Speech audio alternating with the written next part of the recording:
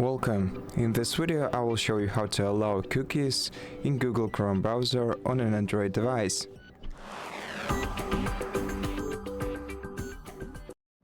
First, tap the three-dot icon in the right upper corner, then select Settings and scroll down until you see the Site Settings.